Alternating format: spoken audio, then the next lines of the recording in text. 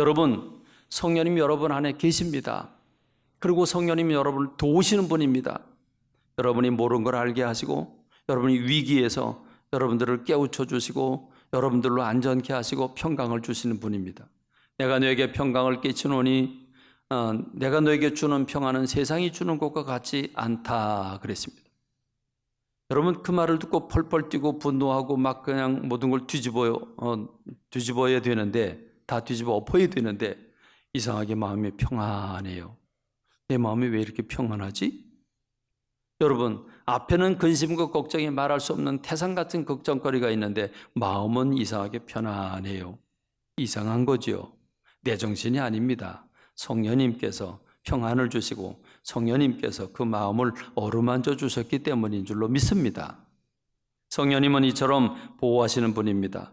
그럼 베드로가 감옥에 갇혔습니다. 3중 4중의 감옥입니다. 보초병들이 다 지키고 있습니다. 발목엔 착고가 채워졌습니다. 그런데 천사가 나타납니다. 천사가 나타나서 네가 나가서 복음을 전해야 된다고, 따라오라고. 그리고 걸어 나가는데 보초병은 눈을 멀쩡하게 뜨고 있고, 그런데 베드로는 천사를 따라서 유유작작 걸어서 나갑니다. 그리고 그 다음날 대제사장이 감옥에 갇힌 그 베드로를 끌어오라고 그럽니다. 가서 보니까 보초병이 열심히 보초를 서고 있는데 2중 3중의 문을 열고 들어가 보니까 죄수가 없습니다. 어찌 된 거냐? 지금 성전에서 복음 전하고 있습니다. 당장 붙잡아라. 이렇게 된 거죠.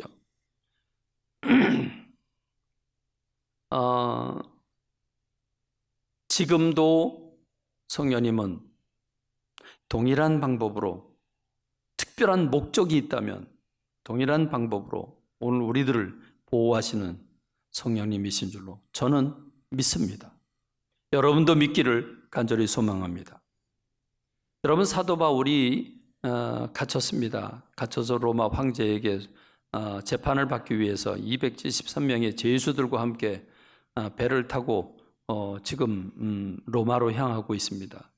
그런데 사도 바울은 지금 출발을 하면 겨울에 위험을 겪는다, 큰 사고가 있다, 그러니까 지금 겨울을 여기서 지내고 그리고 출발했으면 좋겠다고 하지만 그들은 하루라도 빨리 가야 짐을 내리고 다시 짐을 싣고 그래야 돈을 버니까 그들은 그래서 빨리 가자고 하고 빨리 가다가 유라굴라라고 하는 풍랑을 만납니다. 그래서 여러 날 걸리면서 결국은 배에 있는 모든 짐들을 다 내버리고, 그리고 어찌할 도를 찾지 못하고 여러 날 밥도 먹지 못하고 지금 잠도 자지 못하는 가운데 지금 죽음의 위기가 공포에 사로잡혀 있는 그들이었습니다. 그때에 사도행전 27장에 보면 사도 바울이 이렇게 얘기를 하죠. 여러 사람이 오래 먹지 못하였음에 바울이 가운데 서서 말하되 여러분이여 내 말을 듣고 글에 대해서 떠나지 아니하여 이 타격과 손상을 면하였더라면 좋을 뻔하였느니라. 내가 너에게 권하노니 이제는 안심하라. 너희 중 아무도 생명에는 아무런 손상이 없겠고 오직 배뿐이리라. 내가 속한 바 곧 내가 섬기는 하나님의 사자가 어젯밤에 내 곁에 서서 말하되 바울아 두려워하지 말라. 내가 가이사 앞에 서야 하겠고 하나님께서 너와 함께 항해하는 자를 다 내게 주셨다 하였나니 그러므로 여러분이 안심하라. 나는 내게 말씀하신 그대로 되리라고 하나님을 믿노라. 그런즉 우리가 반드시 한 섬에 걸리리라. 여러분, 위기에 빠져서 풍랑이 일어나 다 지금 소망을 잃어버리고 죽음만 기다리는 이런 절대절명의 순간에 성령님께서 그의 곁에 서서 그에게 걱정하지 말라고, 한 사람도 죽지 않는다고, 네가 황제 앞에 서게 될 것이고 복음을 전하게 될 것이라고 말씀하시는 성령님, 이 성령님을 담대하게 사도 바울이 사람들 앞에서 담대하게 얘기하면서 먹을 거 먹고 기운 내라고 이렇게 얘기하는 모습을 보면서 우리 하나님은 성령님을 통해서 도우시는 분이 성령님이신 줄로 믿습니다. 여러분, 성령님의 도우심을 받는 여러분 되길 주님의 이름으로 축원합니다. 두 번째는 성령님은 가르치시는 분입니다. 성령님은 가르치신 분이다. 하나님의 뜻이 무엇인지, 하나님이 무엇을 원하시는지 싫어하시는지 가르치시는 분이다. 여러분 안에 계신 분이 여러분이 길을 잘못 갈 때 그 길이 아니라고, 잘못 행동할 때 그렇게 하면 안 된다고, 그리고 여러분이 하나님이 기뻐하시는 일을 할 때 함께 춤을 추면서 기뻐하신 분이 성령님이시라는 겁니다. 그렇습니다. 여러분 안에 모신 성령님은 여러분을 가르치시는 분입니다. 요한복음 14장 26절에서 보혜사, 곧 아버지께서 내 이름으로 보내실 성령, 그가 너에게 모든 것을 가르치고 내가 너에게 말한 모든 것을 생각나게 하리라 그랬습니다. 생각난다는 게 대단히 중요한 거죠. 가르쳐 주신다는 게 대단히 중요합니다. 우리는 보지 않은 건 모릅니다. 미래 일은 모릅니다. 우리는 어떤 일이 닥칠지, 어떤 위기가 올지 전혀 모릅니다. 그런데 성령님은 아십니다. 내 안에 계신 성령님이 그걸 알면서 내게 가르쳐 주시는 겁니다. 내게 보여주시는 겁니다. 내가 어떻게 해야 될지, 하나님의 뜻이 뭔지 전혀 몰라서 헤매고 있을 때 성령님께서 이게 하나님이 원하신 뜻이다 라고 꼭 찍어서 우리들에게 아주 쉽게 가르쳐 주신다는 겁니다. 할렐루야. 기가 막히죠. 기가 막힌 분입니다. 얼마나 은혜가 되신 분입니까? 정말 감사한 일이죠. 하나님의 뜻을 아는 것, 하나님의 마음을 아는 것, 그게 평강의 길이죠. 하나님의 마음을 모르고 하나님의 뜻을 모르면 그건 죽음의 길입니다. 호세아서 4장, 호세아서는 특별히 너희가 알라, 하나님을 알아라, 하나님을 힘써서 알아라, 하나님을 알아야 너희가 평강을 누릴 수 있다라고 말씀하고 있는데, 호세아 4장 1절로 6절의 말씀을 보면 이스라엘 자손들아 여호와의 말씀을 들어라. 여호와께서 이 땅 주민과 논쟁하시나니 이 땅에는 진실도 없고 인애도 없고 하나님을 아는 지식도 없다라고 말씀하십니다. 진실도 없다, 인애도 없다, 하나님을 아는 지식도 없다. 그럼 그 세상이 어떤 세상이겠습니까? 죄가 가득한 세상이죠. 그러니 어떤 결과가 오겠습니까?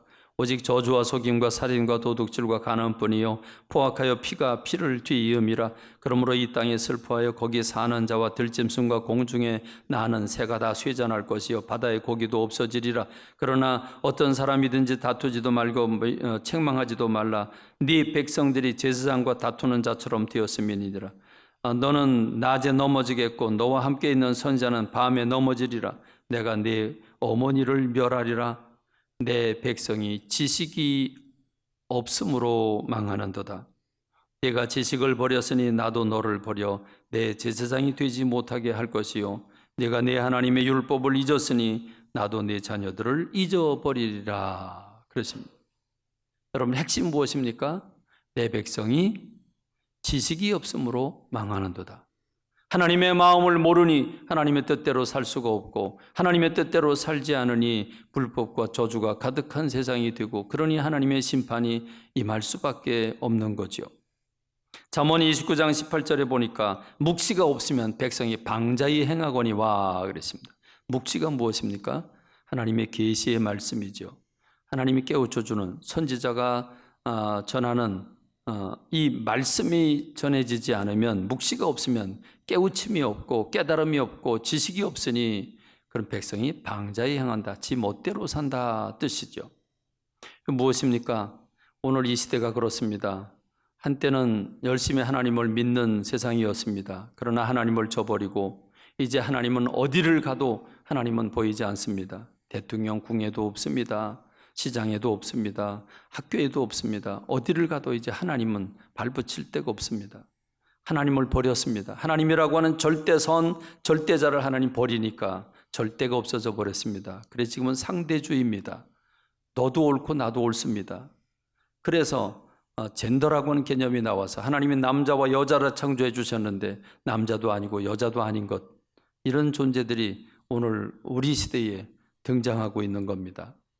하나님은 남자와 여자가 결혼하여 가정을 이루게 하셨는데, 그런데 남자가 남자끼리 결혼하고 여자가 여자끼리 결혼하는 해괴망측한 일들이 벌어지게 된 겁니다. 짐승과 더불어 생행위를 하고 부끄러운 짓을 함에도 불구하고 그것도 다 옳다고 옳은 일이라고 차별을 금지해야 된다고 평등이라고 하는 아름다운 이름을 도용하고 그래서 차별을 금지해야 된다고. 그래서 차별금지법을 지금 대한민국 국회에서 그 법을 상정하고 있습니다. 아직 통과시키지는 않았지만 어쨌든 계류 중에 있습니다. 대단히 가슴 아픈 일입니다. 왜 그렇습니까? 묵시가 없으면 백성이 방자히 행한다. 하나님을 버리면 이렇게 살 수밖에 없는 겁니다. 그렇습니다. 그러므로 성령님, 내 안에 계신 성령님, 그 성령님께서 우리의 삶에 옳은 길로, 바른 길로, 은혜의 길로, 하나님이 원하시는 길로, 하나님의 뜻으로 우리를 깨우쳐 주시고 가르쳐 주시고 인도하시고 생각나게 하시면 우리가 영향을 받습니다. 내 지식이, 내 감정이, 내 의지가 성령님의 도우심을 받아서 하나님 원하는 뜻대로 살게 되고 그러면 평강을 누리게 되는 줄로 믿습니다. 우리는 미련하고 우둔해서 나 스스로는 하나님의 뜻을 알지 못합니다. 나 스스로는 하나님의 뜻을 깨닫지도 못하고 찾지도 못합니다. 그러나 내 안에 계신 성령님께서 나를 깨우쳐 주시면, 내 지식을 생각나게 하시고 깨우쳐 주시고 가르쳐 주시면 내가 들을 수 있고 분별할 수 있는 줄로 믿습니다. 보혜사 곧 내 아버지께서 내 이름으로 보내실 성령, 그가 너에게 모든 것을 가르치고 내가 너에게 말한 모든 것을 생각나게 하리라 그랬습니다. 성령님은 이렇게 우리를 가르치시는 분입니다. 베드로라고 하는 사람이 하나님의 뜻이 뭔지를 몰랐습니다. 하나님은 이스라엘, 유다 사람, 유대인들만 구원하시는 게 아니라 세상 모든 사람들을 구원하기 위해서 이방인들을 구원할 계획을 가지고 계셨습니다. 그래서 고넬료라고 하는 사람을 선택하시고, 고넬료라고 하는 백부장, 그가 하나님 앞에 구제하고 기도하는 게 상달돼서 하나님께서 그에게 나타나셔서 요바에 가면 베드로라고 하는 사람이 있는데 그 사람을 모셔다가 부흥회를 열어라. 그럼 내가 너에게 성령을 부어주겠다. 이렇게 말씀을 하셔서 두 사람을 보냅니다. 요바에 보냅니다. 그래서 이제 가고 있는데 하나님은 또 베드로에게 하나님의 계획을 알려주십니다. 하나님의 환상을 통해서 보여주시죠. 하늘에서 보자기가 내려오는데 그 보자기 안에는 먹지 못할 부정한 음식들이, 동물들이, 곤충들이 가득 있습니다. 근데 음성이 들려옵니다. 받아 먹어라 그럽니다. 어이구 하나님, 이거는 율법에 먹지 말라고 그랬고 이 부정한 음식들은 내가 지금까지, 어려서부터 지금까지 입에 댄 적이 없습니다. 내가 깨끗하게 했으니까 받아 먹어라. 그런데 지금까지 내가 살아온 방식이 있으니까 받아 먹을 수가 없지요. 그렇게 환상이 한 번, 두 번, 세 번 보여줬습니다. 똑같이 세 번을 보여줬으면 깨달아야 되는데 베드로가 못 깨달았어요. 이게 뭔 뜻인가 하고 뭔지 몰라서 고민하고 있을 때 그때 문에서 문을 두드리는 소리가 납니다. 그리고 여기에 베드로의 선생님이 계십니까? 그럽니다. 그럴 때 성령님께서 깨우쳐 주시죠. 이 부분에 대해서 이렇게 설명을 합니다. 사도행전 10장 16절로 18절에 보면 이런 일이 세 번 있은 후 그 그릇이 곧 하늘로 올려져 가니라. 베드로가 본 바 환상이 무슨 뜻인지 속으로 의아해 하더니 마침 고넬료가 보낸 사람들이 시몬의 집을 찾아 문 밖에 서서 불러 묻되 베드로라는 시몬이 여기 유숙하느냐 하거늘 베드로가 그 환상에 대하여 생각할 때에 성령께서 그에게 말씀하시되 두 사람이 너를 찾으니 일어나 내려가 의심하지 말고 함께 가라. 내가 그들을 보내었느니라. 할렐루야.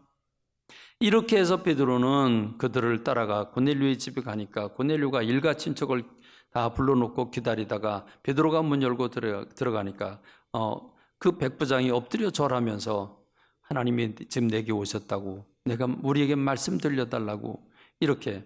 그래서 그가 설교를 시작하니까 오순절 다락방에 임했던 그 성령님의 역사가 똑같이 이방인들에게도 임하는 모습을 보고서 감동을 받지요. 이 사건은 성령님께서 유대인만이 아니라 세계 모든 사람들에게 성령이 부어진다는 것을 보여준 사건이고, 그 사건을 통해서 이제 이방인들에게 복음이 전해지는 역사가 시작이 됩니다.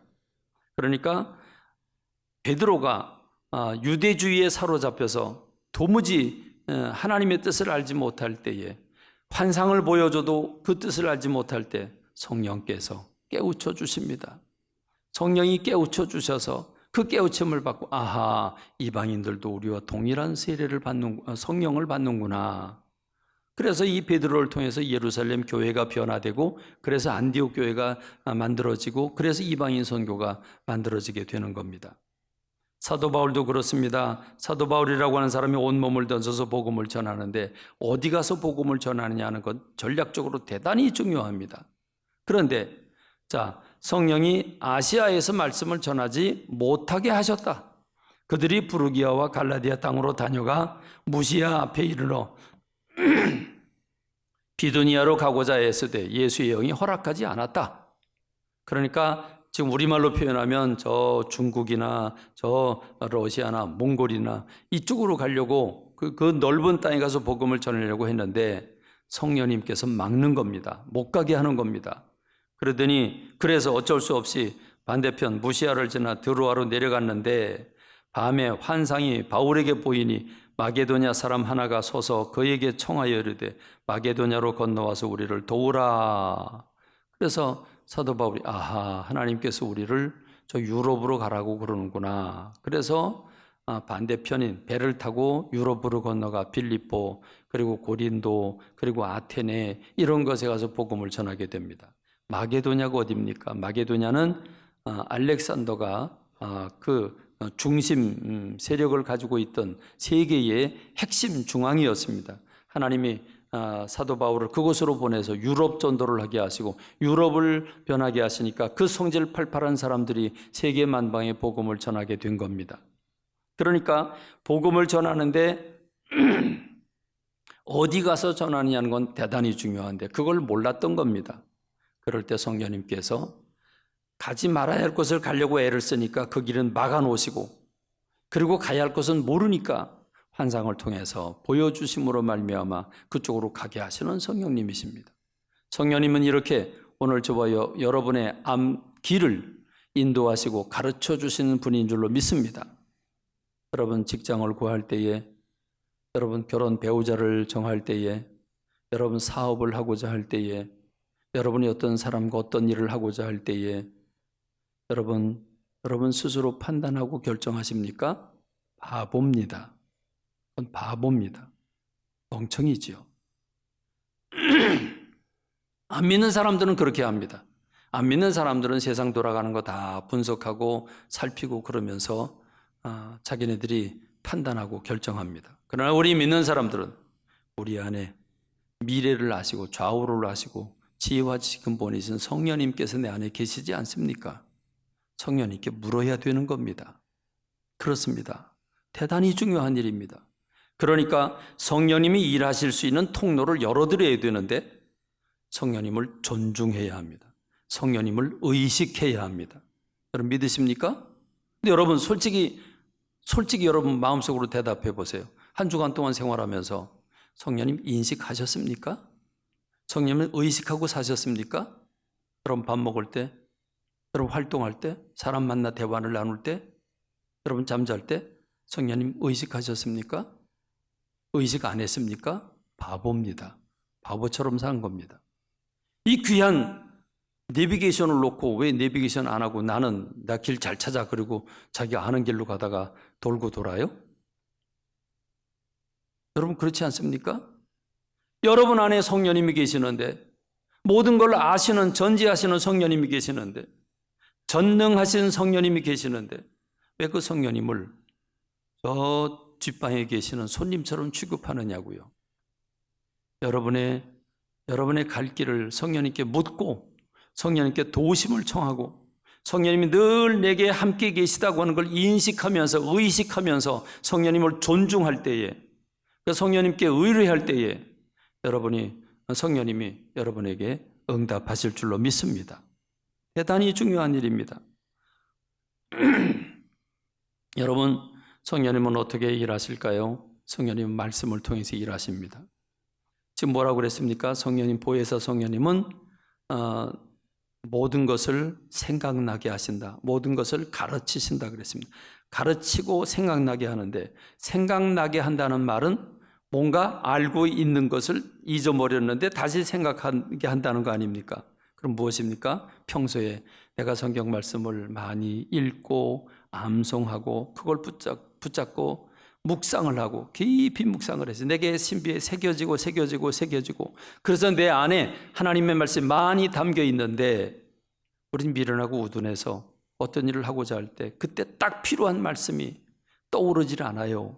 그런데 그때 성령님께서 요거다라고 쪽집게로 딱 찍어서 우리에게 그 말씀을 생각나게 하고 하나님의 마음, 하나님의 생각, 하나님의 뜻을 딱 생각나게 하시면 아, 그렇구나. 깨달음이 오잖아요. 깨달음이 오면 성령님이 깨우쳐 주시면 깨달음이 오면 아, 이거로구나. 맞아, 이렇게 해야지. 그리고 그 뜻대로 하면 형통함이 오게 되는 줄로 믿습니다. 그렇습니다, 여러분. 그러니까 읽지도 않았는데 어떻게 생각나게 해요? 읽어야 생각이 나지. 내가 암송을 해야 생각이 나죠. 내게 들어 있어야 생각나게 할 거 아닙니까? 그러므로 여러분, 말씀을 읽고 듣고 묵상하고 그리고 암송하는 여러분 되시기를 바랍니다. 그리고 기도입니다. 왜 그렇게 기도 그럽니까? 기도는 무엇입니까? 기도는 하나님과의 대화입니다. 기도한다고 하는 것은 일상의 모든 걸 다 접어두고 오직 하나님만 생각하는 겁니다. 하나님만 바라보고 하나님만 생각하고 하나님의 말씀에 귀를 기울이고 하나님께 내 생각을 알려드리는 겁니다. 여러분, 그러면 하나님이 내게 대답하실 거 아닙니까? 그럼 여러분, 주님이 대답을 하신다. 그러니까 기도 시간은 성령님이 마음 놓고 활동하시는 시간입니다. 기도 시간은 기도를 통해서 성령님이 직접적으로 말씀하시는 시간이고 응답하시는 시간이고 환상을 뭘 보여주든지 들려주든지 깨닫게 하시든지 마음에 확신을 주시든지 기쁨을 주시든지 여러분이 어떤 중대한 일을 하고자 하는 그게 물질에 관련되거나 사람과 관련되거나 또는 미래에 관련되거나 어떤 일을 하고자 할 때에 내가 이게 해야 되는지 말아야 되는지 여러분이 아무리 저울질을 해도 우린 미련하고 우둔합니다. 그러나 여러분 주님 앞에 내놓고 기도를 합니다. 주님 어찌하면 좋겠습니까? 기도를 하는데 여러분 성령님께서 그 마음에 확신을 주시면 기쁨을 주시면 아 주님이 하시라고 하는구나. 그래서 마음 놓고 하는 겁니다. 그런데 낮에 내가 생각할 때는 잘 될 것만 같은데 그래도 혹시 또 하나님의 뜻을 알아야 되니까 그래도 혹시 하고 기도를 하는데 기도할 때는 영 불안합니다. 자꾸 마음이 불안하고 아닌 것 같고 자꾸 마음이 아닙니다. 그럼 어떻게 해야 돼요? 해야 돼요? 말아야 돼요? 말아야지요. 낮에 생각할 때는 확신이 오고 기쁨이 오지만 기도할 때 느끼는 감정이 정확한 겁니다. 성령님께서 가르쳐 주신 것이기 때문입니다. 그렇게 우리가 성령님의 인도를 받으면 우리의 삶이 평강할 수밖에 없는 줄로 믿습니다. 여러분, 그러니까 성령님께서 우리를 도우시는 분이고 성령님이 우리를 가르쳐 주시는 분인데 우리가 그 도우심을 받고 가르침을 받으려면 성령님을 존중하고 말씀과 기도 가운데 우리가 몰입하고 성령님이 인도를 받고자 하는 마음을 가질 때에 성령님께서 깨우쳐 주시는 줄로 믿습니다. 우리 어린이 여러분, 지금 아동부실에서 우리 어린이 열심히 적고 지금 말씀을 받을 텐데 어른들에게만 성령님이 역사하실까요? 우리 성령님은 어린이들에게도 친구가 되시고 어린이들에게도 보호자가 되시고 어린이들에게도 가르쳐 주시는 선생님이 됩니다. 그러므로 여러분 내 안에 보디가드를 모시고 다니고 내 안에 내비게이션과 같은 그런 성령님을 모시고 다니고 내 안에 난 미래도 난 알지 못하고 내 주변 좌우 다 제한이 있는 사람, 시공간의 제한을 받고 사는 사람인데 성령님 내 안에 계셔서 내 길을 나도 모르지만 성령님이 깨우쳐 주시고 인도하시고 몰아가시면 여러분 우리의 삶이 얼마나 평강하겠고 얼마나 부유하겠고 얼마나 능력의 삶을 살겠습니까? 여러분 사랑하는 성도 여러분, 성령님을 존중하고 말씀과 기도 속에 살아서 성령님의 인도를 받는 여러분 되시길 주님의 이름으로 축원합니다.